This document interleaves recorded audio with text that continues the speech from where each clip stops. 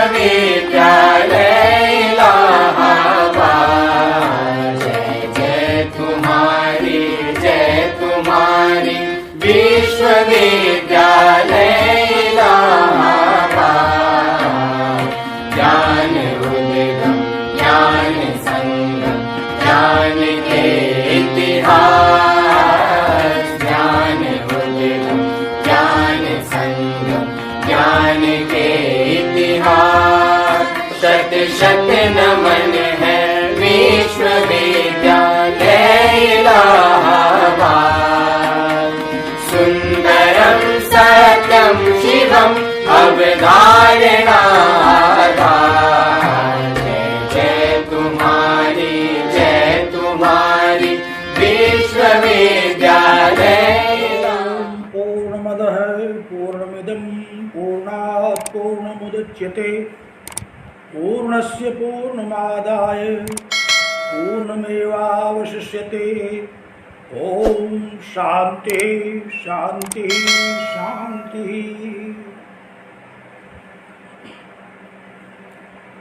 अपनी ज्ञान परंपरा के द्वारा अखिल विश्व को देदीप्यमान करने वाले महिमा मंडित जगत विस्तृत इलाहाबाद विश्वविद्यालय प्रयागराज के संस्कृत विभागीय परास्नातक उत्तरार्ध के प्रिय छात्रों छात्राओं पूर्व छात्रों और वेदांतानुरागी सज्जनों, हम लोग अद्वैत वेदांत की चर्चा के लिए ब्रह्मसूत्र शांकर भाष्य पर केंद्रित होकर के अद्वैत वेदांत क्या है इस विषय में समझने की चेष्टा कर रहे हैं। यह महनीय शास्त्र प्राणी मात्र मानव मात्र के कल्याण के लिए है। इसका श्रवण मनन और इसका वाचन परम पवित्र कार्य है। ऐसा यह महनीय परम पवित्र शास्त्र आप लोगों का कल्याण करे। इन्हीं शुभकामनाओं के साथ मैं आप सबको नमन करता हूं और आपको अपने अपने चित्त की एकाग्रता के लिए प्रेरित करता हूं। विगत व्याख्यान में हम लोग अद्वैत वेदांत क्या है इस पर चर्चा कर रहे थे। स्मरण करें, उपनिषदों ब्रह्म सूत्रों और श्रीमद् भगवद गीता पर अद्वैत सम्मत भाष्य लिखने वाले आचार्य शंकर अपने परम गुरु गौड़पाद तथा गुरु गोविंद भगवत पाद की प्रेरणा से अद्वैत तत्वों पर चिंतन किया और प्रस्थानत्रयी पर उन्होंने भाष्य लिखा। मैंने चर्चा किया था कि अद्वैत का तात्पर्य एक नहीं है, क्योंकि एक एक करके तो अनेकता की प्राप्ति होती है। अविद्यमानम द्वैतम यत्र, जिसमें द्वैत ही अविद्यमान हो उसे कहते हैं अद्वैत। तो इस मान्यता में अद्वैत परम तत्व की चर्चा की गई। श्रुतियों ने भी एकमेवाद्वितीयम ब्रह्म तत्वमसि अहम ब्रह्मास्मि सत्यम ज्ञानमनंतम ब्रह्म सर्वम खल्विदम ब्रह्म, विज्ञानमानंदम ब्रह्म, आनंदम ब्रह्मेति व्यानात् इत्यादि अनेक श्रुतियों के द्वारा इसी अद्वैत परम तत्व ब्रह्म तत्व की सत्ता को सुप्रतिष्ठित किया। भगवान भाष्यकार ने इसी सत्ता के प्रचार प्रसार के लिए इस अद्वैत सम्मत भाष्य को लिखा, जिसे विद्वानों में प्रसन्न गंभीर भाष्य कहा जाता है। बहुत ही अद्भुत विचार हैं ये, और यही विचार समग्र वेदों का, श्रुतियों का, उपनिषदों का, ब्रह्म सूत्रों का और भगवद गीता का निश्चितार्थ है। इस तत्व को हम लोग वादरायणकृत ब्रह्म सूत्रों के द्वारा समझेंगे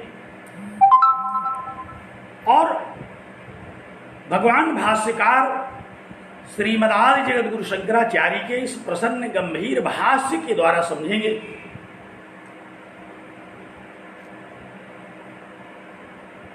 गंभीर और बड़ा ही रोचक शास्त्र है अद्वैत शास्त्र। गीता का वह श्लोक मैंने उद्धृत किया था पूर्व व्याख्यान में, सुनिचैव स्वपाके च पंडिताः समदर्शिनः। पंडिताः ज्ञानी जन। पंडित शब्द का क्या तात्पर्य है? पंडित शब्द भगवद गीता में 5-6 बार प्रयुक्त हुआ और ज्ञानी के अर्थ में आत्म विषयक बुद्धि जिसकी होती है वह पंडित है। आत्म विषया बुद्धि ही पंडा, आत्म विषयक बुद्धि को ही पंडा कहते हैं और ऐसी बुद्धि से जो युक्त है वह पंडित है। तो इस आत्म विषयक बुद्धि को भगवान भाष्यकार ने अद्वैत भाष्य के द्वारा सुप्रतिष्ठित किया। मैंने चर्चा किया था कि 16 वर्ष की अवस्था में भगवान भाष्यकार ने प्रस्थान त्रयी पर भाष्य लिख डाला। जैसा कि हम लोग भगवान भाष्यकार के जीवन के विषय में चर्चा कर रहे थे, इन्हें 8 वर्ष की आयु प्राप्त हुई थी भगवान शिव की कृपा से। इनके माता पिता ने एक ज्ञानी पुत्र की कामना के लिए जब तप किया तो भगवान शिव प्रकट हुए। उन्होंने पूछा कि दीर्घजीवी मूर्ख पुत्र की कामना है आपको अथवा परम ज्ञानी अल्पायु पुत्र की? श्रेष्ठ ज्ञानी होने के कारण इनके माता पिता ने कहा कि हमें ज्ञानी पुत्र की कामना है, और भगवान शिव ने तथास्तु कहा। तो भगवान शंकर का आविर्भाव हुआ। 8 वर्ष की आयु प्राप्त किया इन्होंने। जैसा कि हम लोग अध्ययन कर रहे थे कि अष्टवर्षे चतुर्वेदी, 8 वर्ष में इनकी प्रतिभा को देख करके ऋषियों ने इन्हें 8 वर्ष और जीने का वरदान दिया। इस प्रकार इन्हें कुल 16 वर्ष की आयु प्राप्त हुई और षोडशे कृतवान भाष्यम, 16 वर्ष में इन्होंने प्रस्थानत्रयी पर भाष्य लिख डाला। स्मरण करें, पूर्व चर्चा में मैंने यह उल्लेख किया था कि नर्मदा के तट पर गोविंद भगवत्पाद अपने गुरु से अद्वैत दीक्षा लेने के बाद भगवान शंकराचार्य जब काशी पहुंचे और सभी भाष्यों पर, सभी शास्त्रों पर, प्रस्थानत्रयी पर जब उन्होंने भाष्य लिख दिया तो एक दिन मणिकर्णिका घाट पर भगवान साधना में रत थे और भगवान व्यास उपस्थित हुए भगवान व्यास को उन्होंने अपने भाष्य की प्रतिलिपि दिखाई। बहुत ही प्रसन्न हुए भगवान भाष्य ने, भगवान सूत्रकार बादरायण ने बड़ी प्रसन्नता व्यक्त की, बहुत प्रशंसा की। और शंकराचार्य ने निवेदन किया कि भगवान, अब तो मेरी आयु पूर्ण होने वाली है, आप कुछ दिन तक हमारे साथ इसी मणिकर्णिका घाट पर हमें ज्ञानोपदेश करते रहें और मैं अपने इस शरीर का परित्याग करूं। भगवान बादरायण ने कहा कि नहीं, अभी तुम्हारा कार्य पूर्ण नहीं हुआ है, अभी तक तो तुमने अद्वैत वेदांत की प्रतिष्ठा की है, अभी तक तो तुमने प्रस्थान त्रयी पर भाष्य लिखा है, अभी तक तो अद्वैत की प्रतिष्ठा के लिए स्तोत्र और अन्य ग्रंथों की आपने रचना की है, परंतु यदि इसका प्रचार नहीं हुआ, विद्वानों में इसकी प्रतिष्ठा नहीं की गई, तो यह शास्त्र, यह अद्वैत भाष्य, यह अद्वैत प्रतिष्ठा, यह परम तत्व की चर्चा केवल ग्रंथों में बंद होकर के रह जाएगी।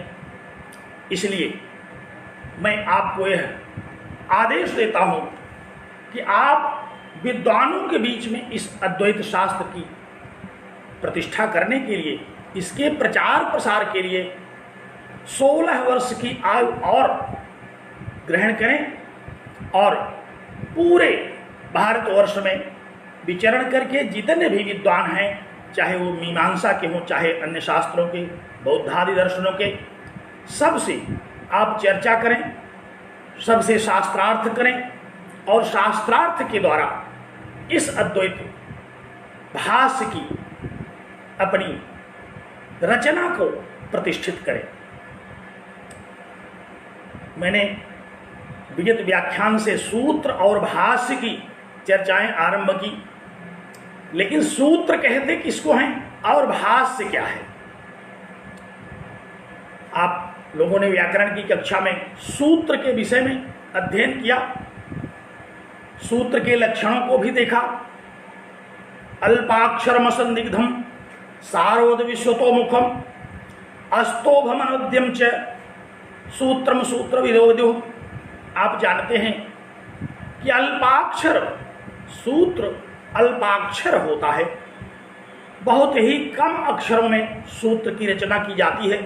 वैयाकरणों के मध्य तो हम लोग सुन रखे हैं कि एक मात्रा, आधी मात्रा की भी लघुता होने पर वैयाकरण पुत्र के जन्मोत्सव का आनंद मनाते हैं।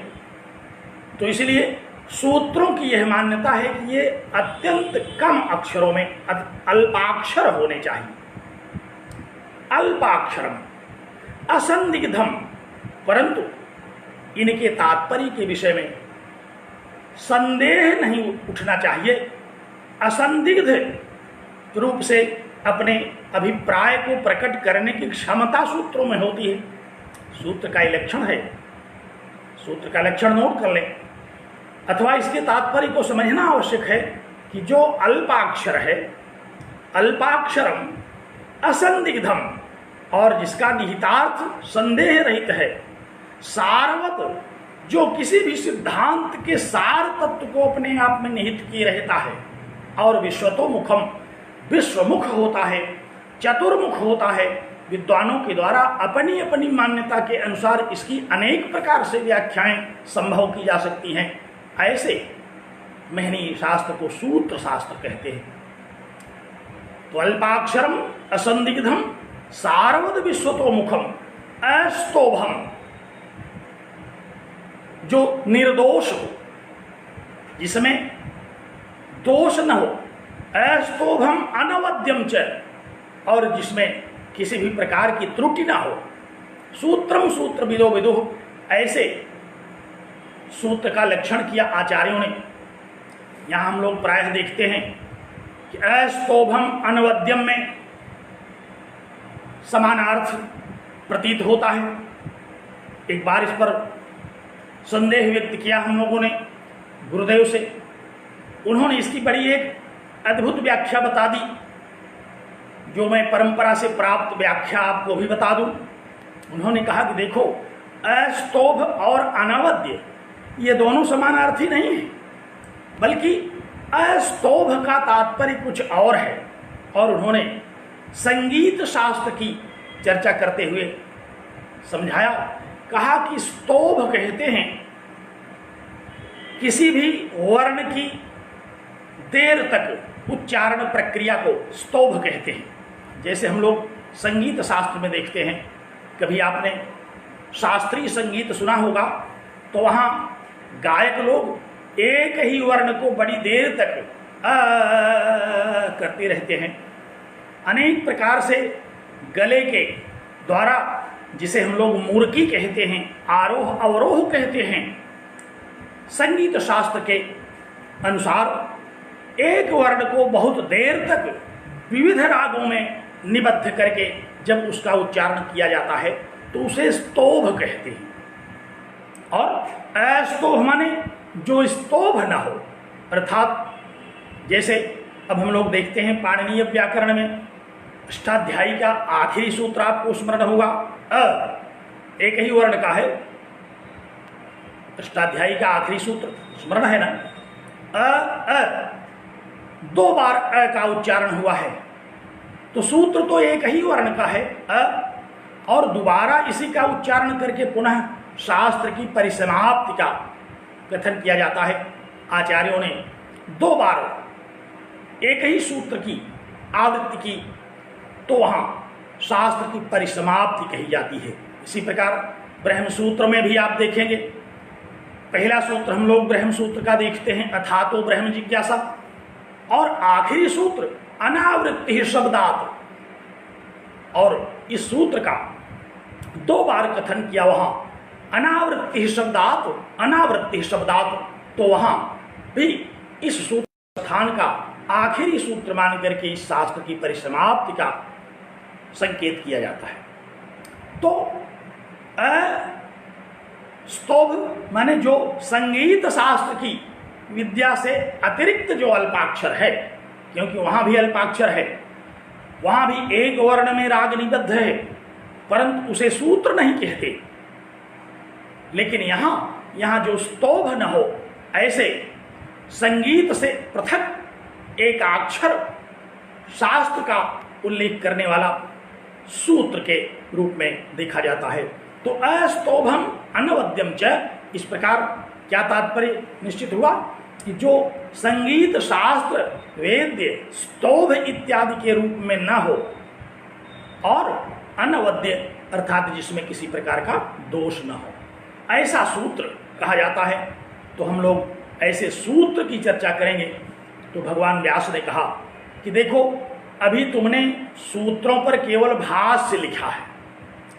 विषय से हम थोड़ा भटक भी जाते हैं, क्योंकि व्यास की चर्चा कर रहे हैं तो व्यास की शैली में विषय में थोड़ा बहक जाते हैं। ध्यान रखिए, कक्षाओं में हम लोग होते तो किसी न किसी को नियुक्त कर देते कि जहाँ से हम भटके हमको याद दिलाइएगा, लेकिन यहाँ यह दायित्व भी मुझे ही निर्वहन करना है।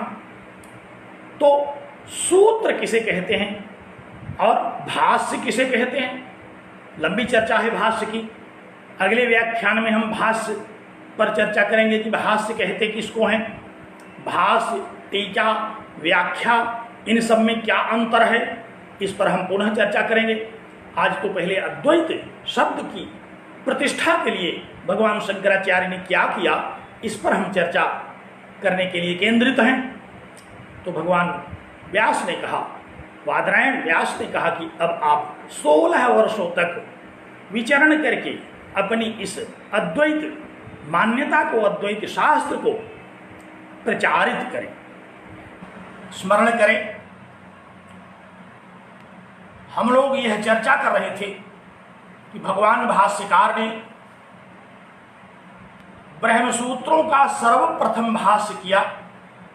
भगवान भाष्यकार श्री मदादि जगद्गुरु शंकराचार्य ने ब्रह्मसूत्र पर सर्वप्रथम अपना अद्वैत भाष्य किया।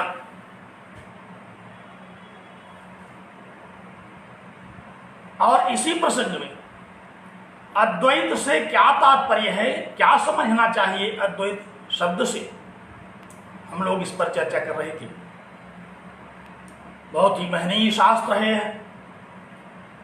त्रिविध दुख के आत्यंतिक विनाश के लिए वेदांत वर्णित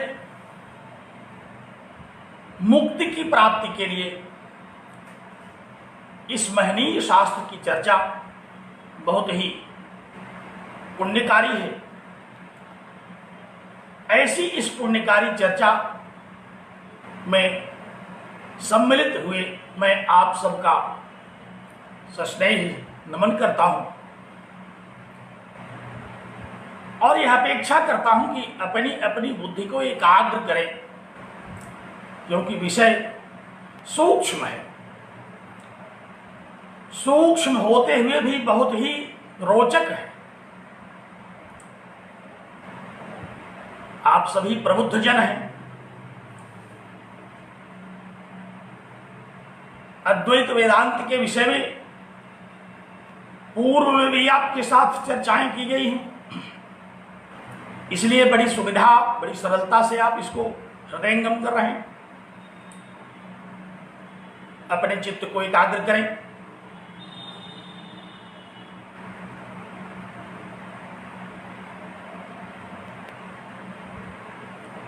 अद्वैत की प्रतिष्ठा के लिए भगवान भाष्यकार ने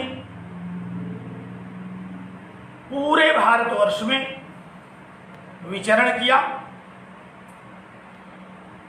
और मीमांसा का जो पूर्व भाग है, जिसे हम लोग पूर्व मीमांसा कहते हैं, उसके आचार्यों से तथा अन्य दार्शनिक मतवाद में सन्नद्ध आचार्यों से शास्त्रार्थ किया और अद्वैत की प्रतिष्ठा की। आपको स्मरण होगा, संन्यास ग्रहण करने के पश्चात केरल से चल करके भगवान शंकराचार्य ओंकारेश्वर में नर्मदा के किनारे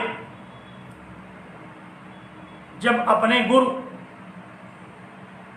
श्रीमद् गोविंद भगवत पाद के आश्रम के पास पहुंचे और वहां का दिव्य अनुभव उनको हुआ। उस तपोवन में, उस तपस्थली में रहने वाले अन्य सन्यासियों ने गोविंद भगवत पाद के आश्रम की ओर जब संकेत किया तो भगवान शंकराचार्य ने देखा कि एक गुफा में समाधिस्थ भगवान गोविंद भगवत पाद विराजमान थे और उस गुफा में प्रवेश करने का कोई मार्ग नहीं दृष्टिगोचर हो रहा था। एक छिद्र था जिससे कि प्रवेश संभव नहीं था। भगवान शंकराचार्य ने वहां स्थित होकर के गोविंद भगवत पाद की वंदना की।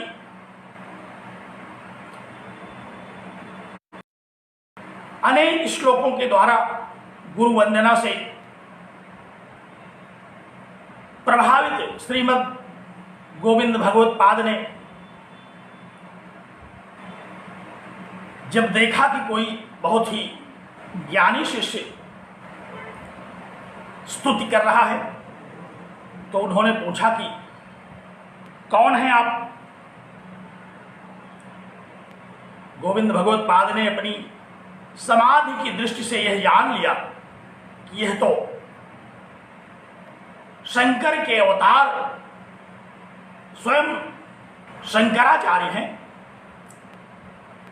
फिर भी उन्होंने पूछा कि कौन है आप, और भगवान शंकराचार्य ने जो उत्तर दिया वहीं से अद्वैत वेदांत की प्रतिष्ठा आरंभ हो जाती है। एक श्लोक पढ़ा, कहा कि स्वामी न हम न पृथ्वी न जलम न तेजो। जब गोविंद भगवत्पाद ने पूछा कि कौन है आप? तो उनके इस प्रश्न में जो उत्तर दिया भगवान शंकराचार्य ने ध्यान देने योग्य है। कहा कि स्वामिन्न हम न पृथ्वी न जलम न तेजो न स्पर्शनो न गगनम न च तद्गुणावा नापीन्द्रियाण्यपि तु विद्धि ततोऽशिष्टो यह केवलोऽस्ति परमः सस्योऽहमस्मि। कहा कि हे स्वामिन, मैं न तो पृथ्वी हूं, न मैं जल हूं, न तेज हूं, न ही वायु हूं और न ही आकाश हूं और न ही आकाश जन्य गुण हूं। नापि इंद्रियाण्यपि, न तो मैं इंद्रियां हूं न शरीर हूं। यह केवलोस्ति परमः, जो केवल परम तत्व है, जो केवल परब्रह्म है, जो चैतन्य स्वरूप आत्मा है, स शिवोऽहमस्मि, मैं वही शिव हूं। बड़ा ही अद्भुत उत्तर दिया। गुरु प्रसन्न हो गए और उन्होंने गुरु दीक्षा दी अद्वैत वेदांत की, अद्वैतवाद की शिक्षा दी। और यह अद्वैत वेदांत की शिक्षा के बाद यह आदेश दिया कि अब तुम घूम करके, विचरण करके पूरे देश में अन्य मतवादों के आचार्यों के साथ शास्त्रार्थ करो और अद्वैतवाद की प्रतिष्ठा करो। ब्रह्म सत्यम जगन मिथ्या जीवो ब्रह्मैव नापरः, यह जो अद्वैत वेदांत का डिंडिम घोष है, इसकी स्थापना करो। और जैसा कि मैंने बताया था, भगवान भाष्यकार वहां से काशी के लिए चल पड़े। काशी में शिवाराधन किया, अद्वैत वेदांत की चर्चा और चिंतन किया और पुनः वहां भगवान बादरायण के आदेशानुसार अपने भाष्यों के प्रचारार्थ, क्योंकि तब तक वहां 16 वर्ष के हो चुके थे, मैंने बताया था। षोडशेक तो भाष्यम, 16 वर्ष की अवस्था में भगवान भाष्यकार ने उपनिषदों पर, ब्रह्म सूत्रों पर, भगवद गीता पर अद्वैत परक प्रसन्न गंभीर भाष्य लिखा और अनेक स्वतंत्र ग्रंथ लिखे, स्तोत्र ग्रंथ लिखे। इन सभी ग्रंथों में, सभी भाष्यों में भगवान भाष्यकार ने अद्वैत तत्व की परम प्रतिष्ठा की और वहां से अद्वैत की प्रतिष्ठा के लिए, अद्वैत के प्रचार प्रसार के लिए चल पड़े। और आपको स्मरण होगा कि मैंने कहा था कि सर्वप्रथम प्रयाग में आकर के उन्होंने गंगा स्नान करके पूजन अर्चन करने के उपरांत कुमारिल भट्ट, आचार्य कुमारिल भट्ट से भेंट की, जिस समय वह प्रायश्चित कर रहे थे। और फिर आचार्य कुमारिल भट्ट अपनी अंतिम अवस्था में थे, परंतु उन्होंने अपने शिष्य आचार्य मंडन मिश्र, जो कि मीमांसा के उद्भट आचार्य थे, उनके पास जाने के लिए प्रेरित किया। और भगवान शंकराचार्य ने आचार्य कुमारिल भट्ट को तारक मंत्र दिया। तारक मंत्र और उस कुमारिल भट्ट की मुक्ति हुई, उनको हुई।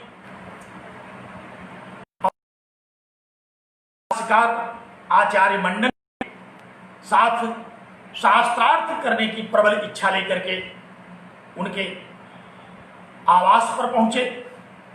उनकी विद्वत्ता की, आचार्य मंडन मिश्र की विद्वत्ता की चर्चा सुनते सुनते जब उनके आवास पर पहुंचे, तो उस समय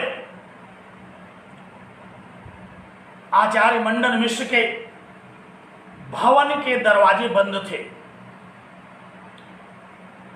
श्रीमद् शंकर दिग्विजयम के अनुसार यह चर्चा मैं आप लोगों के समक्ष प्रस्तुत कर रहा हूं। ग्रंथ के अनुसार उस समय आचार्य मंडन मिश्र श्राद्ध कर्म में लगे हुए थे और उस श्राद्ध कर्म की परिसमाप्ति के लिए उस समय आचार्य जैमिनी और आचार्य वादरायण को उन्होंने मंत्र के द्वारा आहूत कर रखा था और उन दोनों आचार्यों के पूजन अर्चन में लगे हुए थे। संयोग बस उसी समय भगवान शंकराचार्य आचार्य मंडन मिश्र के आवास पर पहुंचे। बहुत ही विशाल भवन, भवन के अंदर प्रवेश करने की कोई दशा नहीं दिखाई पड़ी। बड़े बड़े द्वारपाल लगे हुए थे। भगवान शंकराचार्य तो महायोगी थे। उन्होंने आकाश मार्ग से आचार्य मंडन मिश्र के भवन में, आंगन में प्रवेश किया, जहां आचार्य मंडन मिश्र आचार्य जैमिनी और आचार्य वादरायण के पूजन में लगे हुए थे। जिस समय आचार्य मंडन मिश्र अपने उस कर्मकांड में व्यापृत थे, उसी समय एक सन्यासी को देख करके आचार्य मंडन मिश्र को बहुत ही क्रोध आ गया और यह भी देखा कि आकाश मार्ग से आंगन में उतर रहे हैं ये, और क्रोध में उन्होंने सारी मर्यादाओं को त्याग दिया और भगवान शंकराचार्य के साथ ऐसा व्यवहार किया जैसा कोई आचार्य किसी आचार्य के साथ नहीं करता।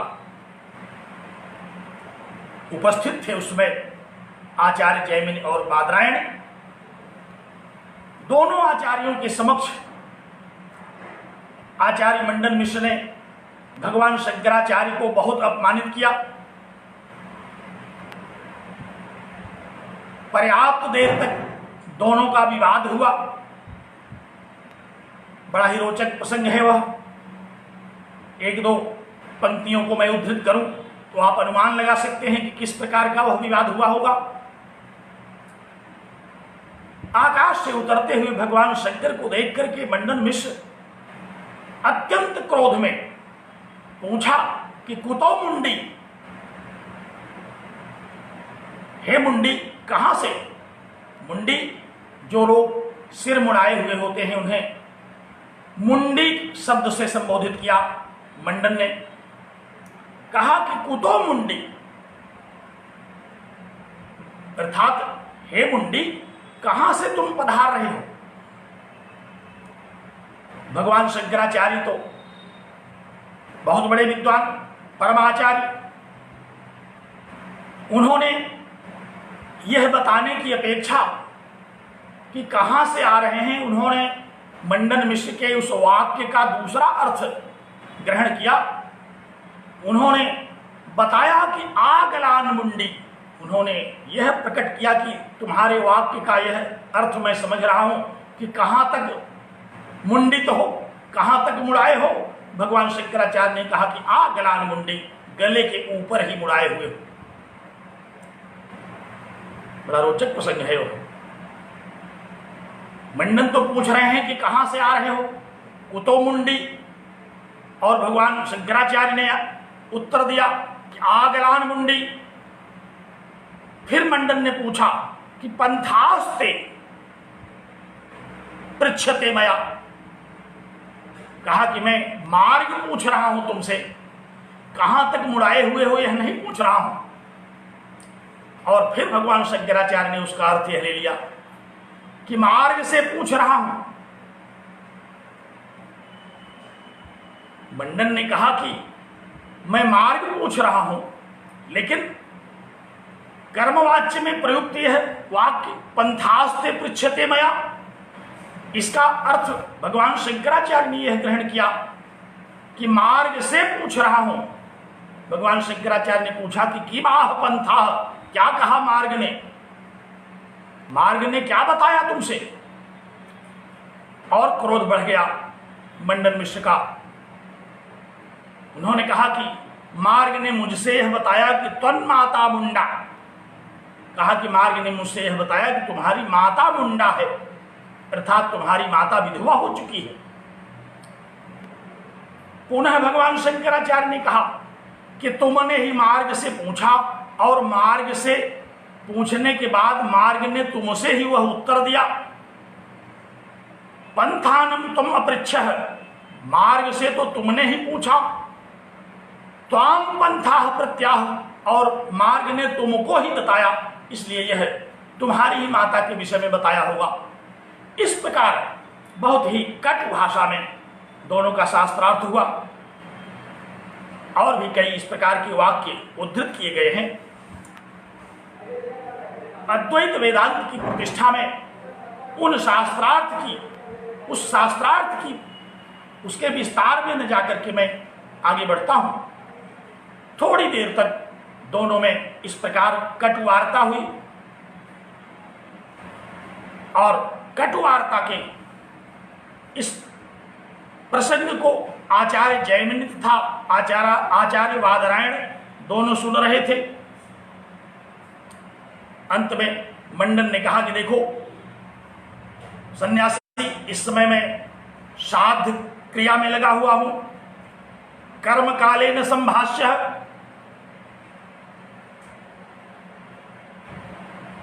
अहम मूर्खेण संप्रति, मैं इस कर्मकांड के समय मूर्ख के साथ वार्ता करने में समय नष्ट नहीं करना चाहता। भगवान शंकराचार्य ने कहा कि अहो प्रकटितम ज्ञानम यतिभंगे, कहा कि तुम्हारा ज्ञान तो इसी से प्रकट हो गया, तुमने संधि के नियम का पालन नहीं किया। संधि के नियम के अनुसार कर्म काले न संभाव्य, अहम मूर्खेण संप्रति, यहां संभाव्य में विसर्ग नहीं होता, लेकिन कह दिया आचार्य मंडन ने। भगवान शंकर ने कहा कि तुम्हारी विद्वत्ता का तो इसी से पता चल गया कि तुमको संधि के सामान्य नियम भी नहीं आते, और इस प्रकार तुमने यतिभंग किया। यतिभंगे प्रवृत्तस्य, यतिभंग किया आपने, संधि के नियमों का उल्लंघन किया। पुनः मंडन ने कहा कि यतिभंग का मतलब यति का भंग कर रहा हूं मैं, सन्यासी का भंग कर रहा हूं, सन्यासी को मुंहतोड़ जवाब दे रहा हूं। पुनः भगवान शंकराचार्य ने कहा कि लेकिन इसमें पंचमी समास है, अर्थात यतिभंगे प्रवृत्तस्य पंचम्यंतम समस्यते, यहां पंचम्यंत समास है, अर्थात सन्यासी तुम्हारा ही भंग कर रहा है। तो इस प्रकार बहुत सारा वाद विवाद कटुभाषा में हुआ। इस वाद विवाद को सुनकर के जब अति होने लगी तो भगवान जयमिनी और भगवान वादरायण ने मंडन मिश्र से कहा कि देखो ये बहुत बड़े शास्त्रज्ञ हैं, अतिथि के रूप में आपके यहां पधारे हुए हैं, और अतिथि देवो भव की हमारी वैदिक परंपरा है। ऐसी परंपरा में आपको इनके साथ यह दुर्व्यवहार नहीं करना चाहिए, आपको इनका पूजन करना चाहिए, आतिथ्य करना चाहिए। इसलिए आप इनका पूजन आतिथ्य इत्यादि करें। आचार्य जयमिनी और भगवान बादरायण की बात को सुनकर के मंडन मिश्र का क्रोध ठंडा हुआ, और फिर उन्होंने सन्यासी वेशधारी भगवान शंकराचार्य से कहा कि आप भिक्षा ग्रहण करें, भिक्षा मांगे। भगवान शंकराचार्य ने कहा कि भिक्षा में मैं संवाद की भिक्षा मांगूंगा, विवाद की भिक्षा में मांग रहा हूं। मैं यहां भोजन करने नहीं आया हूं, भिक्षा लेने नहीं आया हूं, बल्कि मैं आपसे शास्त्रार्थ करने की भिक्षा मांगता हूं। मंडन मिश्र बड़े ही प्रगल्भ आचार्य, उन्होंने कहा कि ये तो पहला अवसर है जब कोई आचार्य मुझसे भिक्षा में शास्त्रार्थ की भिक्षा मांग रहा है। मैं आपके साथ अवश्य शास्त्रार्थ करूंगा, लेकिन आज तो मैं इस कर्मकांड में व्यस्त हूं, कल आपके साथ शास्त्रार्थ आरंभ होगा। और यह कह करके भगवान जैमिनी, भगवान बादरायण और शंकराचार्य का उन्होंने आतिथ्य किया। लेकिन मंडन मिश्र ने कहा कि हमारा आपका जो शास्त्रार्थ होगा उसका निर्णायक कौन होगा, क्योंकि शास्त्रार्थ तो विजय की इच्छा से होता है। हम आप एक दूसरे से शास्त्रार्थ करेंगे तो जीत किसकी हुई, इसका निर्णायक कौन होगा। बड़ा ही अच्छा अवसर है। भगवान बादरायण और आचार्य जैमिनी स्वयं यहाँ उपस्थित हैं। आप ही लोग हमारी इस वार्ता का, हमारी इस शास्त्रार्थ का निर्णय करें। लेकिन आचार्य द्वय ने कहा कि नहीं, आप दोनों के शास्त्रार्थ का निर्णय आपकी धर्मपत्नी उभय भारती करेंगी, क्योंकि वह भी बहुत बड़ी विदुषी हैं, सरस्वती की अवतार हैं। दुर्वासा के, महर्षि दुर्वासा के शाप से उन्होंने उभय भारती के रूप में यहाँ अवतार लिया है और वो साक्षात सरस्वती देवी हैं। इसलिए आप दोनों के शास्त्रार्थ का निर्णय वही करेंगी। और यह कह करके तीनों आचार्य दूसरे दिन के लिए जब वहां से चल पड़े तो जैमिनी के तो अंतर्ध्यान होने आया और भगवान पुनः वहां से चले गए। दूसरे दिन स्नान, ध्यान इत्यादि करके निर्धारित समय पर पुनः भगवान शंकराचार्य उपस्थित हुए शास्त्रार्थ के लिए। और जैसा कि जैमिनी और भगवान बादरायण ने आदेश कर दिया था कि निर्णायक के रूप में यह निर्णय करेंगी, वही निर्णायक के रूप में होंगी। उभय भारती ने निर्णायक के रूप में अपने को स्वीकार किया और दोनों आचार्य शास्त्रार्थ के लिए बैठे।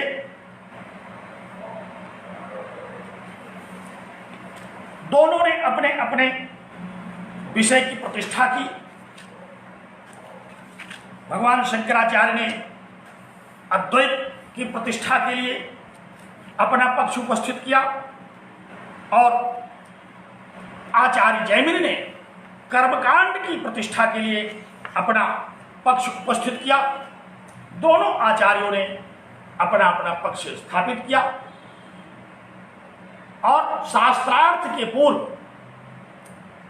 आरंभ होने के पूर्व उभय भारती ने एक एक माला दोनों के गले में पहनाया और कहा कि जिसके गले की माला सूख जाएगी वही पराजित होगा।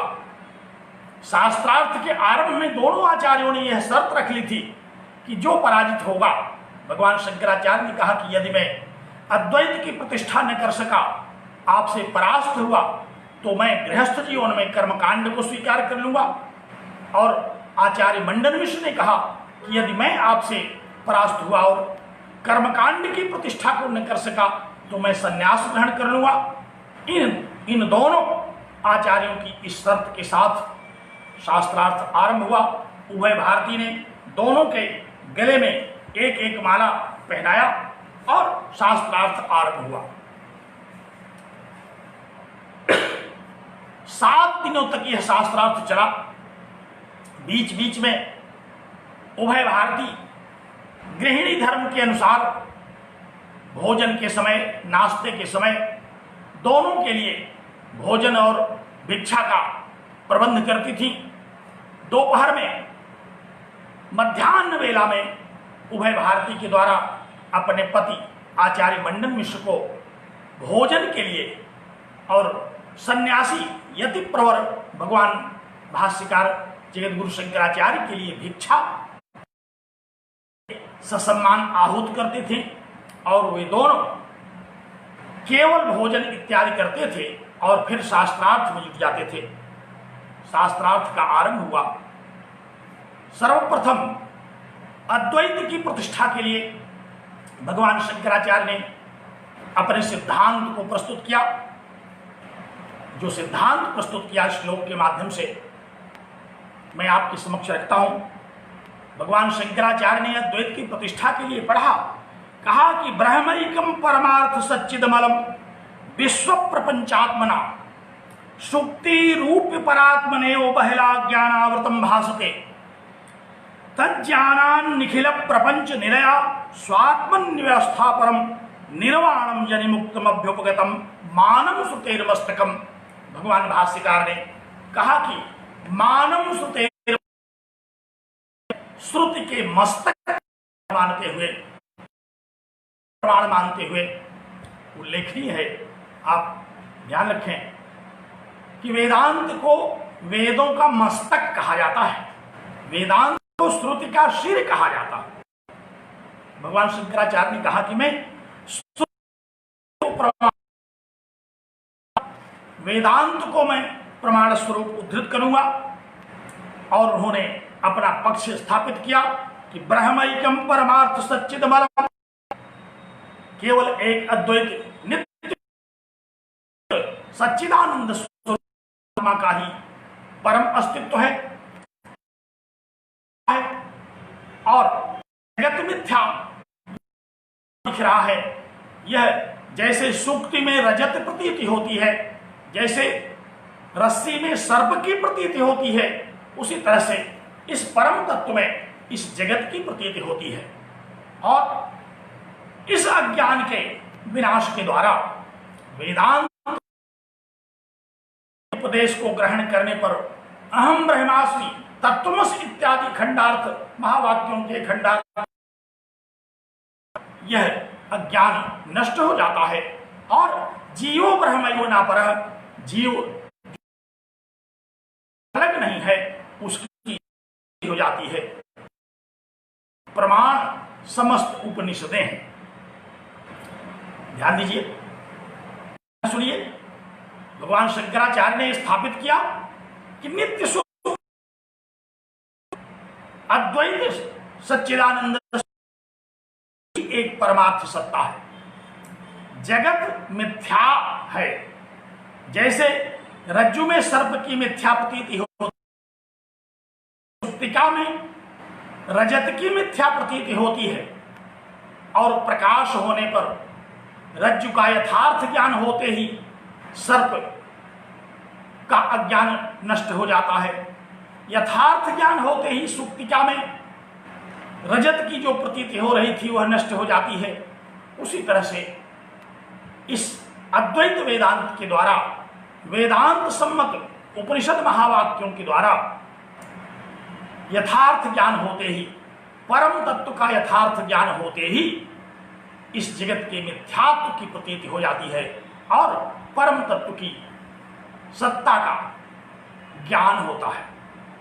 हम लोग इसी विषय का अध्ययन ब्रह्मसूत्र शांकर भाष्य के द्वारा करने चल रहे हैं। अथातो ब्रह्म जिज्ञासा इस सूत्र से आरंभ करके अनावृत्ति शब्दात पर्यंत जो चर्चा होगी वो चर्चा यही है कि नित्य शुद्ध बुद्ध मुक्त सत्य स्वभाव की परम तत्व परमात्मा की ही एक प्रतिष्ठा है और प्रतीयमान जगत मिथ्या है। इसकी प्रतीति इस मिथ्या रूप में तभी तक होती है जब तक हमें परम तत्व का यथार्थ बोध नहीं हो जाता और इसमें प्रमाण स्वरूप यह वेदांत है, ये उपनिषदें हैं। मानम श्रुतेर मस्तकम, इसमें मान माने प्रमाण है, यह श्रुति का मस्तक अर्थात वेदांतो नाम उपनिषद प्रमाण के रूप में हम लोगों ने जिस वेदांत को समझा है वही वेदांत इसमें प्रमाण है कि ब्रह्म सत्यम, ब्रह्म ही सत्य है। जगत मिथ्या, जगत मिथ्या है। मिथ्या शब्द का तात्पर्य हम आगे बड़े विस्तार से समझाएंगे। मिथ्या शब्द का तात्पर्य इतना ही आज यहाँ आप समझ सकते हैं कि मिथ्या में उत्पत्ति विनाशशाली, मिथ्या माने असत नहीं, जो कि हो ही न, आकाश कुसुम इत्यादि की तरह जो असत हो उसे मिथ्या नहीं कहते। मिथ्या उसे कहते हैं जो उत्पन्न हो और नष्ट हो जाए। जैसे स्वप्न के विषय में हम कहते हैं, जागने के बाद स्वप्न की जैसे मिथ्यात्व प्रतीति होती है, ये मिथ्या का स्वरूप है। तो उत्पत्ति विनाशशाली होना ही मिथ्या का स्वरूप है। ये जगत उत्पत्ति विनाशशाली है, इसलिए मिथ्या है। और परमात्मा जो अद्वैत ब्रह्म है वो त्रिकालाबाधित है, भूत वर्तमान भविष्य किसी भी काल में उसका बाध नहीं होता, इसलिए वह परमार्थ सत्ता है, परम सत्ता है। हम लोग इस वेदांत के प्रसंग में 3 प्रकार की सत्ताओं का अध्ययन करेंगे। पारमार्थिक सत्ता जो परम तत्व परमात्मा के विषय में के रूप में है, व्यावहारिक सत्ता जो इस जगत के रूप में है, और प्रातिभाषिक सत्ता जो कि स्वप्नादि की तरह है, जो रज्जु में सर्प की तरह है। तो इस प्रकार के अद्वैत सम्मत पक्ष को भगवान शंकराचार्य ने उपस्थित किया और ब्रह्म सत्यम जगत मिथ्या जीवो ब्रह्मयो नापरः, कहा कि जीव ब्रह्म ही है, अन्य कुछ नहीं। जैसे घट में रहने वाला आकाश, घट की उपाधि समाप्त हो जाने के बाद घटाकाश उस महाकाश में विलीन हो जाता है, उसी तरह से अज्ञान रूपी उपाधि नष्ट हो जाने के बाद यह जीव ब्रह्मत्व की प्राप्ति कर लेता है। ये अद्वैत वेदांत का अपना सिद्धांत है। यही अद्वैत वेदांत का सिद्धांत समझने के लिए हम लोग ब्रह्म सूत्र शांकर भाष्य का अध्ययन करने के लिए उद्यत हुए हैं। तो शास्त्रार्थ के आरंभ में सर्वप्रथम भगवान भाष्यकार ने इस ब्रह्म की परम सत्ता का स्थापन किया। ब्रह्म की परम सत्ता के साथ जीव को भी ब्रह्म ही माना, और यह जो जगत है यह मिथ्या है। ये तभी तक इसका हमें इस रूप में ज्ञान हो रहा है जब तक हमें परम तत्व का यथार्थ ज्ञान नहीं हो जाता, तभी तक हमें इस संसार का यह जो ज्ञान इस रूप में हो रहा है, तभी तक हम इसे प्राप्त करते हैं। तो भगवान शंकराचार्य ने अपने इस पक्ष को उपस्थित किया और पुनः इस बात को दोहराया कि यदि मैं अपने इस सिद्धांत को स्थापित करने में असफल रहता हूं, अगर मैं इसको सिद्ध करने में फेल हो जाता हूं, तो मुझे परास्त माना जाए और मैं गृहस्थ जीवन में आकर के कर्मकांड को स्वीकार कर लूंगा। और उसके बाद आचार्य मंडन मिश्र ने अपना पक्ष रखा। शंकराचार्य के पक्ष को सुनकर के पुनः आचार्य मंडन ने अपना पक्ष रखा। कहा कि वेदांतान प्रमाणम चित्त पुष्पदे तत्व सत्य संगत्य योगा। उन्होंने कहा कि वेदांता न प्रमाणम, कहा कि वेदांत प्रमाण नहीं है। मीमांसा का पूर्व भाग वेद प्रमाण है, पूर्वो भाग है प्रमाणम पदचय गमिते कार्य वस्तु न्यशेषे। कहा कि जो पूर्व मीमांसा है वही प्रमाण है। हम लोग चतुर्थ सूत्र में जब पहुंचेंगे तो वहां जैमिनी सूत्र का वह उदाहरण हमारे सामने होगा कि आमनायस्य क्रियार्थत्वात् अनर्थक्यम तदर्थानाम। कर्मकांड का ये सिद्धांत है कि जहां कर्मकांड का विवेचन हो वही वेद सार्थक है, वही वेद है, और कर्मकांड का विवेचन जिन पंक्तियों में न हो वह वेद अनर्थक है, वह वेद नहीं है। इसलिए आचार्य मंडन ने अपनी मीमांसा की सत्ता को प्रतिष्ठित किया। उन्होंने कहा कि वेदांतान प्रमाणम चिति पुष्पदे तत्संगत्य योगात् पूर्वो भाग है प्रमाणम पदचय गमिते। कहा कि पूर्व मीमांसा प्रमाण है, वेद का जो पूर्व भाग है वही प्रमाण है। शब्दानाम कार्यमात्रम प्रतिसमधिगता शक्तिरभिन्नतानाम कर्मभ्यो मुक्तिरिष्टा तदिहि तनुव्रता आयुषः समाप्ते। कहा कि मीमांसा वाक्य शास्त्र है, हम लोग जानते हैं। व्याकरण को पद शास्त्र कहते हैं, न्याय को प्रमाण शास्त्र कहते हैं, और मीमांसा को वाक्य शास्त्र कहते हैं। इसी वाक्य शास्त्र को प्रमाण मानते हुए आचार्य मंडन मिश्र ने कर्मकांड की प्रतिष्ठा आरंभ की। उन्होंने कर्मकांड की सत्ता का विवेचन आरंभ किया उन्होंने कहा कि यज्ञ ही सत्य है, यज्ञ के ही द्वारा व्यक्ति को अपने सुख और दुखों के लिए मुक्ति की प्राप्ति होती है। यज्ञ के अनेक ऐसे उपदेश हैं जिससे सुख की प्राप्ति होती है। पुत्रैषणा, लोकैषणा, वित्तैषणा, इसके लिए पूर्व मीमांसा में अनेक यज्ञों का उपदेश किया गया है। यज्ञ के द्वारा ही व्यक्ति इस लोक और परलोक दोनों लोकों में सुख की प्राप्ति करता है। इस लोक में भी यज्ञ के द्वारा वह सुख, समृद्धि, संतति इत्यादि को प्राप्त करता है। और अंततः यजेत स्वर्ग कामः, स्वर्ग की कामना वाले को यज्ञ करना चाहिए। इन श्रुति वाक्यों के द्वारा उसे स्वर्ग की प्राप्ति होती है। वह अग्निष्टोम याग इत्यादि करता है। हम लोग स्वर्ग कामो यजेत इस वाक्य का अध्ययन करते हैं, जहां अग्नि सोमयम पशुमाल भेद, अग्नि सोमयाग इत्यादि को स्वर्ग के साधन के रूप में कहा गया।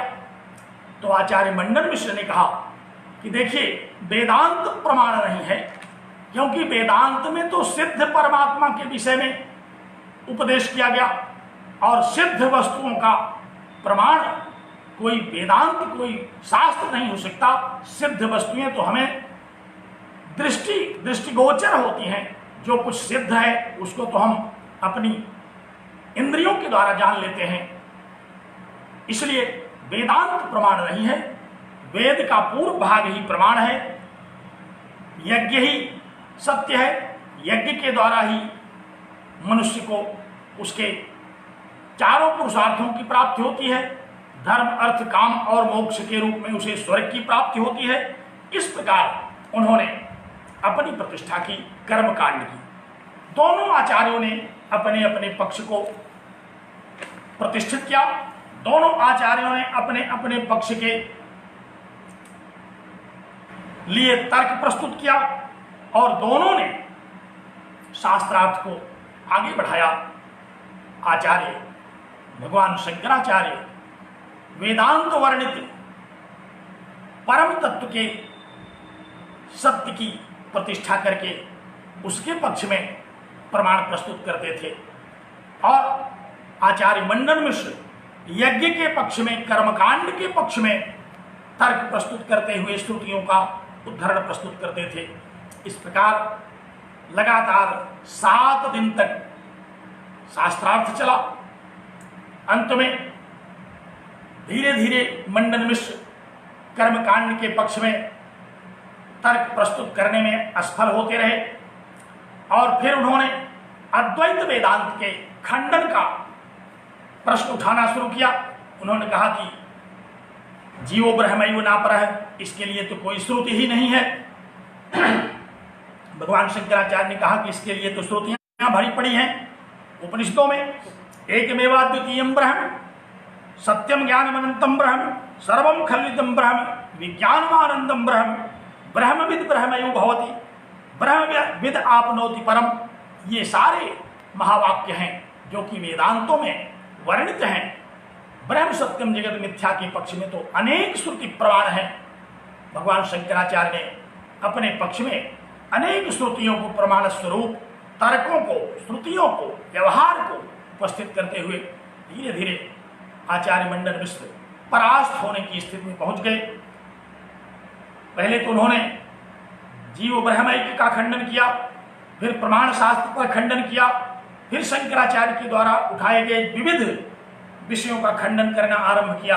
लेकिन अंततः उनके गले में पड़ी हुई माला सूखने लगी, और 7 दिन में देवी उभय भारती ने यह उद्घोष किया कि आचार्य मंडन मिश्र परास्त हुए। उन्होंने कहा कि अब आपके गले की माला सूख गई, आप भगवान शंकराचार्य के प्रश्नों का और उनके पक्ष का खंडन नहीं कर सके, और अपने पक्ष का मंडन करने में भी आप असफल रहे, इसलिए आप परास्त हुए। मंडन मिश्र को बहुत दुख हुआ। उन्होंने भगवान जैमिनि पर ही अविश्वास करना आरंभ कर दिया। उन्होंने कहा, फिर भगवान जैमिनि ने इस पूर्व मीमांसा का उल्लेख क्यों किया? जैमिनी सूत्र की रचना क्यों की? उन्होंने तो बड़े ही बलपूर्वक पूर्व मीमांसा की स्थापना की। तो यह पराजय मेरी नहीं, ये तो जैमिनी की पराजय है। और भगवान जैमिनी वहां उपस्थित हुए संकल्प मात्र से। उन्होंने कहा कि नहीं मंडन, तुमको केवल पूर्व मीमांसा का ज्ञान है और भगवान शंकराचार्य को पूर्व मीमांसा तथा उत्तर मीमांसा दोनों का ज्ञान है। ये दोनों में अंतर है, क्योंकि मैंने उत्तर मीमांसा का खंडन नहीं किया बल्कि पूर्व मीमांसा की प्रतिष्ठा की। और अंततः वेदों का जो परम प्रतिपाद्य है, वेदों का परम प्रतिपाद्य तो अद्वैत ब्रह्म ही है। आपको स्मरण होगा वेदांत सार में भी जहां चित्त को निर्मल करने की बात कही गई, वहां नित्य नैमित्तिक प्रायश्चित्तोपासना अनुष्ठान, वहां इन सब के अनुष्ठान की बात कही गई। तो भगवान जैमिनी ने कहा कि देखो, इस पूर्व मीमांसा के शास्त्र से, पूर्व मीमांसा के यज्ञ, दान, तप इत्यादि वर्णित जो तथ्य हैं, इनसे चित्त शुद्ध होता है और अंततः चित्त शुद्ध होने के उपरांत तो ब्रह्मावगति ही होती है। और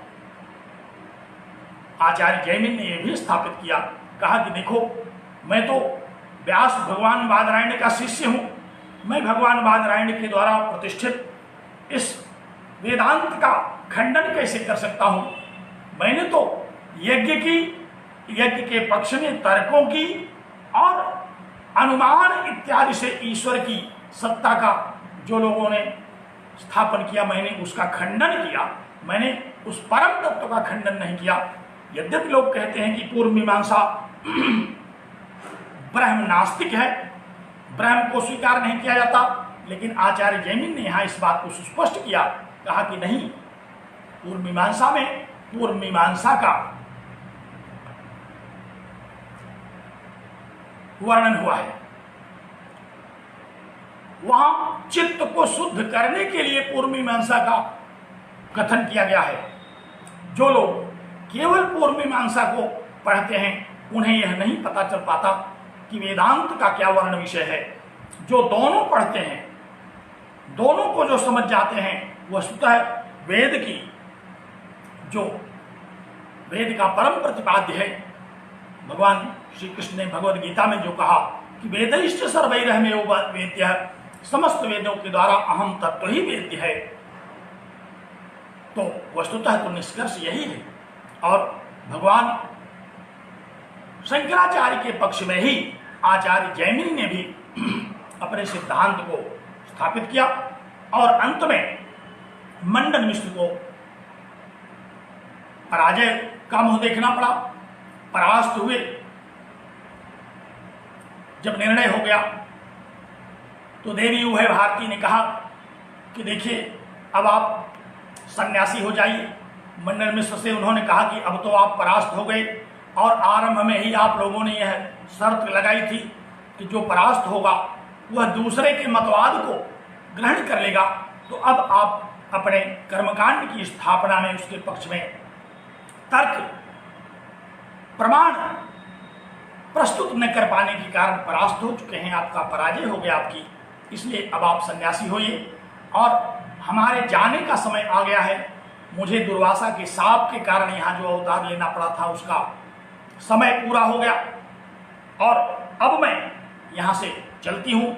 यह कह करके देवी उभय भारती ने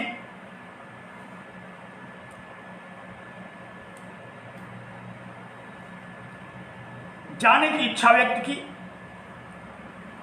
कहा कि अब मैं चलूं, लेकिन भगवान शंकराचार्य ने वन दुर्गा मंत्र के द्वारा देवी उभय भारती को रोक दिया।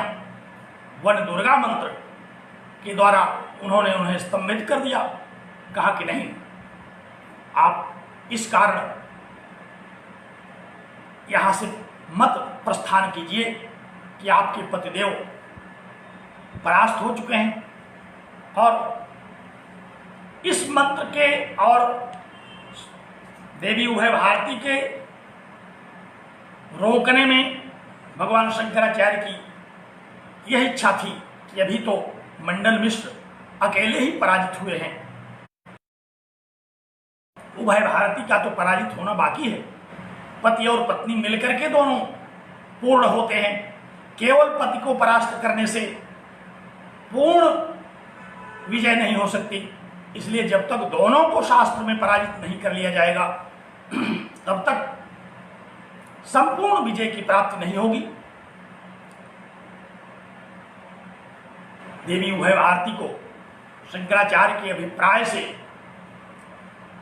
अभिप्राय अवगत हुआ और उन्होंने स्वतः इस प्रस्ताव को रखा। कहा कि अब मैं आपसे शास्त्रार्थ करूंगी, क्योंकि आप अभी तो केवल मेरे पति से ही शास्त्रार्थ में विजयी हुए हैं। और दोनों का शास्त्रार्थ आरंभ हुआ। आचार्य मंडन मिश्र तो 7 दिनों में पराजित हो गए थे, लेकिन उभय भारती और भगवान शंकराचार्य का जो शास्त्रार्थ हुआ वह 17 दिन तक चला और 17 दिन तक दोनों अजेय रहे। अंत में देवी उभय भारती तो स्वयं साक्षात सरस्वती ही थी।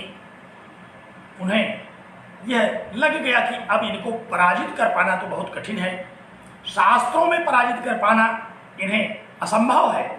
इसलिए तत्काल उनको यह प्रत्युत्पन्न मति हुई कि इनसे काम शास्त्र में प्रश्न किया जाए।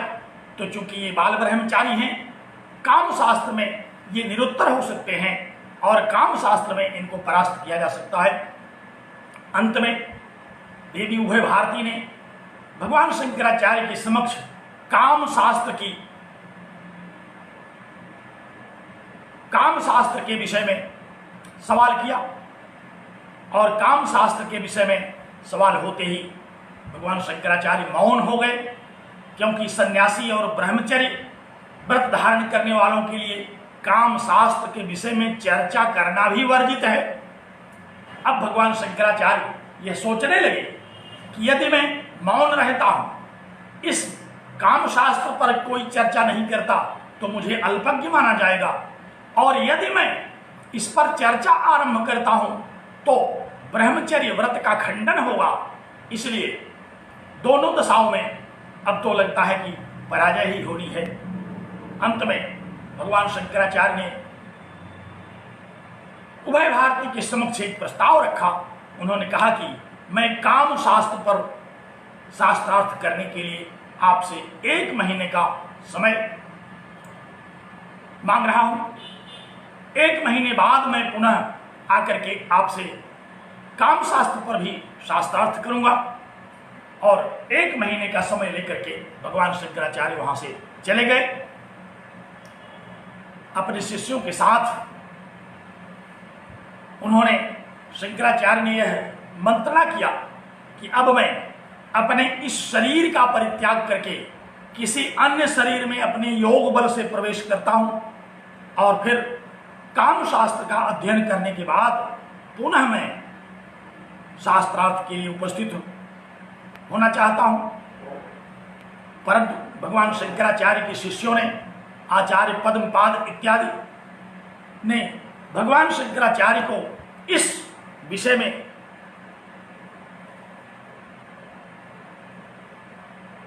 पक्ष में परामर्श नहीं दिया। भगवान शंकराचार्य से उनके शिष्यों ने कहा कि महोदय, यह तो सन्यासी व्रत का अपलाप हो जाएगा। आप काम शास्त्र के विषय में जब अध्ययन करेंगे तो आपका ब्रह्मचर्य भंग हो जाएगा, इसलिए आप इसे न करें। लेकिन भगवान शंकराचार्य तो परम योगीश्वर, उन्होंने कहा नहीं। उन्होंने अपने शिष्यों को उस योग का उपदेश किया जो भगवान श्री कृष्ण धारण करते थे, जिसको ब्रजोली योग कहते हैं। भगवान श्री कृष्ण ब्रजोली योग के योगेश्वर थे। उन्होंने कहा कि इस योग की साधना करने वाले कभी भी ब्रह्मचर्य व्रत का भंग कर ही नहीं सकते, और मैं भी ब्रजोली योग को धारण करके इसका अध्ययन करूंगा। और अपने शिष्यों से कहा कि मैं 1 महीने में वापस आता हूं अध्ययन करके। भगवान शंकराचार्य आकाश मार्ग से विचरण कर रहे थे, ऊहापोह में थे। उसी समय उन्होंने पृथ्वी पर देखा एक जगह भीड़ लगी हुई थी। एक राजा का देहांत हो गया था और उस देहांत के प्रसंग में बहुत सारी रानियां, बहुत सारे परिचर ये सब रुदन कर रहे थे। भगवान शंकराचार्य ने सोचा कि यह उचित अवसर है, अब मैं इसी राजा के शरीर में प्रवेश करता हूं। और उस राजा का नाम अमरक था। अमरक मृत हो चुका था। उसके शरीर में उन्होंने योग बल से प्रवेश किया और 1 महीने तक उसके शरीर में रह करके उन्होंने अंतःपुर में रहने वाली रानियों के साथ काम इत्यादि पर चर्चा किया। जब 1 महीने बीत गया तो पद्मपाद इत्यादि शिष्यों को बड़ी चिंता हुई कि गुरुदेव अब गए कहाँ। 1 महीने के लिए कह करके चले गए थे, ये तो ज्यादा होने वाला है, 1 महीना पूर्ण होने वाला है। सारे शिष्य बड़े चिंतित हुए। शिष्यों ने भगवान शंकराचार्य की खोज आरंभ कर दी और जिस गुफा के समीप भगवान शंकराचार्य ने अपने शरीर को छोड़ा था और अपने शिष्यों से यह कहा था कि इस शरीर की तुम लोग रक्षा करना, मैं 1 माह में उपस्थित हो जाऊंगा, उस शरीर की रक्षा करने में लगे हुए शिष्यों को बड़ी चिंता हुई और कुछ शिष्य तो वहां शरीर की रक्षा करने लगे, लेकिन पद्मपाद आदि उनके जो श्रेष्ठ शिष्य थे उन्होंने भगवान शंकराचार्य की खोज आरंभ कर दी। खोजते खोजते उस राज्य में प्रवेश किया जहां अमरक का शासन था। वहां के प्राणियों से, वहां के लोगों से, वहां की जनता से यह अवगत हुआ कि एक राजा थे यहाँ अमरक, जिनका 1 महीने पहले देहांत हो गया था, लेकिन पुनः वो जीवित हो उठे और जब से जीवित हुए तब से इस राज्य में अपार धन वैभव, अपार समृद्धि आ गई। ऐसा लगता है कि कोई पुण्यात्मा ने उस शरीर में प्रवेश किया और तब से यह राज्य तो धन धान्य समृद्धिमय हो गया है और बड़ा ही आनंद है इस राज्य में। मंत्रियों ने भी परामर्श किया आपस में और कहा कि अगर कोई योगी इस शरीर में प्रवेश किया होगा तो हो सकता है योग बल से पुनः कर दे। इसलिए सेना को यह आदेश दिया गया कि पूरे राज्य में, पृथ्वी पर कहीं भी किसी की भी अगर मृत शरीर किसी का भी मिले तो तत्काल उसे जला दिया जाए। सेना चारों ओर दौड़ पड़ी, जहां भी जो भी शरीर मिलते थे उनको जलाने लगे और पद्मपाद भगवान शंकराचार्य को खोजते अमरक के दरबार में एक दिन उपस्थित हुए और उन्होंने स्तुति के माध्यम से पुनः राज दरबार में राजा की स्तुति की। अन्य दरबारी तो नहीं समझ पाए, लेकिन राजा को समझ आ गई कि यह तो शिष्य हमारा आ गया है, अब मेरे चलने का समय आ गया है, लौटने का समय आ गया है। और उन्होंने पुनः उस शरीर का परित्याग करके अपने मूल शरीर में प्रवेश करने के लिए पहुंचे।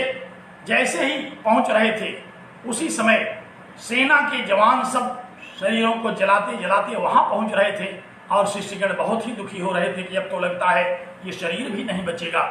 परंतु भगवान शंकराचार्य उसी समय पुनः अपने शरीर में प्रवेश किया। भगवान शंकराचार्य ने और पुनः शास्त्रार्थ करने के लिए पधारे।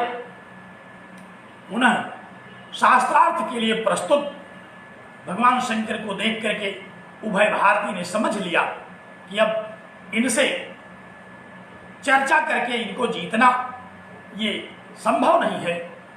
अंत में उन्होंने अपनी पराजय स्वीकार किया। अपनी पराजय स्वीकार करने के बाद अपने लोक में चली गई देवी सरस्वती, जो उभय भारती के रूप में थी, और आचार्य मंडन मिश्र भगवान शंकराचार्य के शिष्य के रूप में हो गए और उन्हें भगवान शंकराचार्य ने एक दूसरा नाम दिया जिसको हम लोग सुरेश्वराचार्य कहते हैं। भगवान शंकराचार्य ने आचार्य मंडन मिश्र का नामकरण किया सुरेश्वराचार्य के रूप में और अपने जो 4 श्रेष्ठ शिष्य हुए उसमें आचार्य सुरेश्वर का भी नाम लिया जाता है। सुरेश्वराचार्य ने पुनः जिस वार्तिक को लिखने के लिए कुमारी भट्ट ने चर्चा की थी, सुरेश्वराचार्य ने भगवान भाष्यकार के भाष्यों पर अपना वार्तिक भी लिखा और शिष्यत्व ग्रहण कर लिया।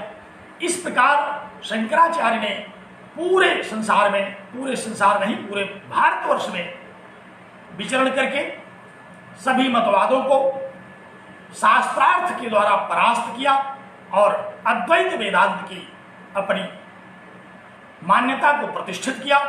इसी अद्वैत वेदांत के समर्थन में, इसी अद्वैत वेदांत के पक्ष में भगवान भाष्यकार ने उपनिषदों पर, ब्रह्मसूत्रों पर, भगवद गीता पर भाष्य लिखा और यही अद्वैत वेदांत की प्रतिष्ठा का उन्होंने 32 वर्ष तक प्रचार किया।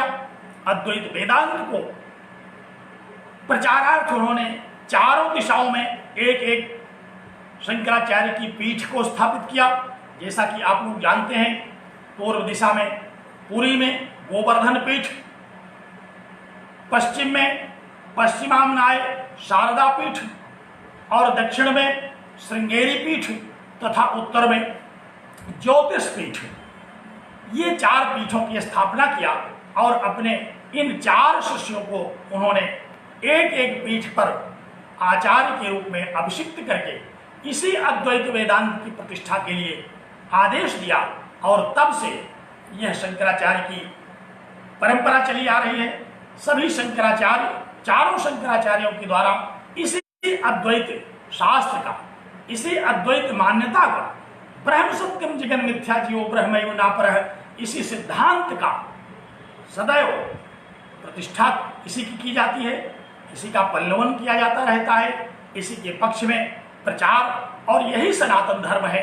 इसी सनातन धर्म की प्रतिष्ठा के लिए ये चारों शंकराचार्य सतत सन्नद्ध रहते हैं। और आपको मैं ब्रह्मसूत्र शंकर भाष्य की ओर आकृष्ट करूं तो इसी अद्वैत वेदांत की प्रतिष्ठा के लिए भगवान भाष्यकार ने ब्रह्मसूत्रों के प्रत्येक अध्याय पर भाष्य लिखा और उन्होंने प्रज्ञानम ब्रह्म, जो कि ऋग्वेद का वाक्य है, ऋग्वेद के उपनिषद का प्रथम अध्याय में जो समन्वय अध्याय के रूप में कहा जाता है, प्रज्ञानम ब्रह्म अर्थात वो ब्रह्म जिज्ञासा से आरंभ करके समग्र प्रथम अध्याय में प्रज्ञानम ब्रह्म का उपदेश किया। और अहम ब्रह्मास्मि, जो यजुर्वेद का महावाक्य है, जिसको द्वितीय अध्याय में उन्होंने अविरोधाध्याय के अंतर्गत जिस पर भाष्य किया, और तत्वमसि, जो सामवेद का महावाक्य है, जिसको तृतीय अध्याय में उन्होंने साधना अध्याय के अंतर्गत इस महावाक्य को आधार मानते हुए भाष्य किया। और अयम आत्मा ब्रह्म, जो अथर्ववेद का यह महावाक्य है, जिसको उन्होंने अंतिम अध्याय में, फलाध्याय में आधार मानते हुए इसी अद्वैत वेदांत की प्रतिष्ठा की। तो यही अद्वैत वेदांत जो भगवान शंकराचार्य के द्वारा प्रतिष्ठित है, इसी के पक्ष में उन्होंने सारे भाष्यों को लिखा। और जैसा कि मैंने बताया था, यह अद्वैत सिद्धांत एक ईश्वरवाद का सिद्धांत नहीं है। इसका तात्पर्य है कि समग्र में समग्र है, ईशावास्यमिदं सर्वम, यह परमात्मा ही सब कुछ है, समग्र है, सर्वव्यापी है। यत् किंच जगत्याम जगत, यह संसार के रूप में जो कुछ भी हमको दिखाई देता है, यह परमात्मा का ही स्वरूप है। अज्ञान के कारण हम इसे परमात्मा के रूप में नहीं देख पाते, अज्ञान के कारण हम इसको जगत के रूप में देखते हैं। और इस वेदांत के द्वारा, इस वेदांत वेद ज्ञान के द्वारा हमें जैसे ही उस परम तत्व का बोध होता है, वैसे ही हम इस जगत के मिथ्यात्व को समझते हैं और परम तत्व के ज्ञान को करके मुक्ति की प्राप्ति कर लेते हैं। जो मुक्ति परम पुरुषार्थ कही गई, धर्म अर्थ काम और मोक्ष के रूप में, जिस मोक्ष को प्राप्त करना मनुष्य मात्र का परम लक्ष्य है, उस मोक्ष को प्राप्त करने के लिए इस अद्वैत सम्मत भाष्य के द्वारा उपदेश दिया गया। तो यही जो अद्वैत सम्मत भाष्य है, इसी का अध्ययन हम लोग इस ब्रह्मसूत्र के सभी अध्यायों में करेंगे। और इसी अद्वैत की प्रतिष्ठा में लिखा हुआ यह जो सूत्र प्रस्थान है, पाठ्यक्रम में है।